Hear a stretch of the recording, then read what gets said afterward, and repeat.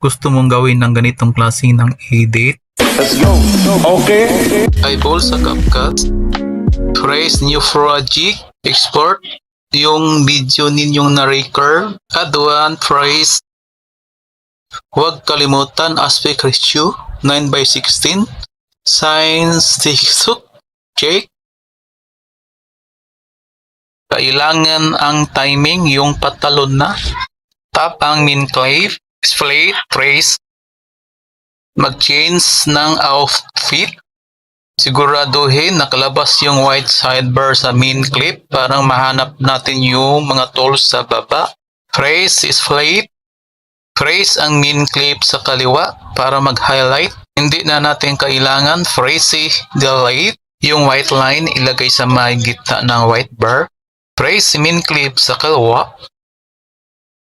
Sa baba, hanapin natin si phrase, tap si phrase. Kapag naka-phrase na, parang picture na lang siya, hindi na siya gumagalaw. Isaf yung naka-phrase para mag-highlight. Sa baba, hanapin si overlay.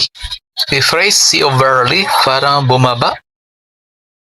Habang naka-highlight yung dulo, hawakan, i-reduce sa 0.3 seconds. Tap yung na-overlay, hanapin si remove BG, tap, auto removal, hintayin si green check, white check.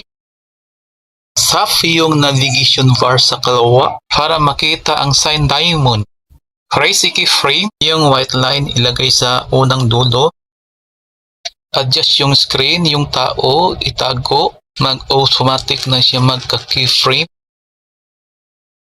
Backward ang video and play.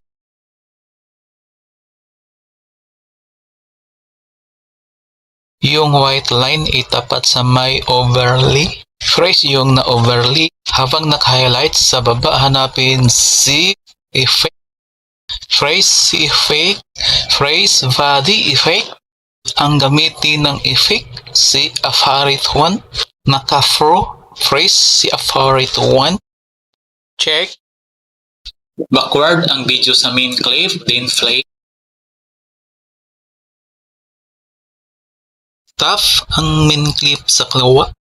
Hanapin si motion blur, phrase.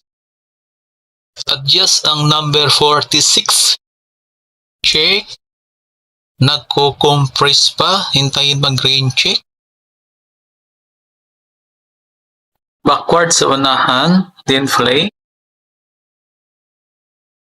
Tap ang sign plus. I-export natin ulit yung original nga video. Tap ang add. Tap ang main clip sa may kanan. Tap si split. I-forward ko lang ang video, mukhang magtupis na ako dito. Habang naka-highlight, tap si split. Tap si delete. Yung white line ilagay sa may white. Tap ang main clip sa kanan. Hanapin si phrase. I-tap si phrase. Habang may white sidebar, ibaba natin, hanapin si overlay. Tap si overlay. Hawakan ang dulo, i-reduce sa 0.3 seconds. Yung na-overlay, yung dulo, itapat sa may white bar. Para mag-highlight, tap yung na-overlay. Hanapin si remove VG.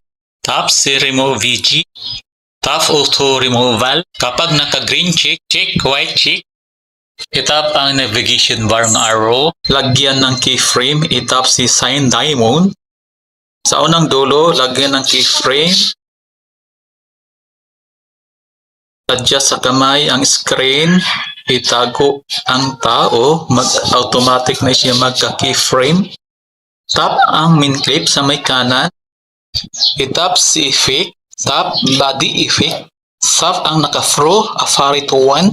Check. Para mag-highlight, tap ang sa may kanan ng main clip. Tap si fade. I-tap si normal. Adjust 0.1. Check. Tap.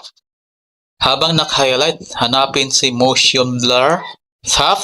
Adjust sa 46. Check.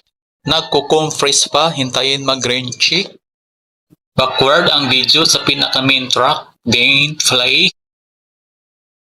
Kung nakatulong, paki-share para sa mga bagong content creator.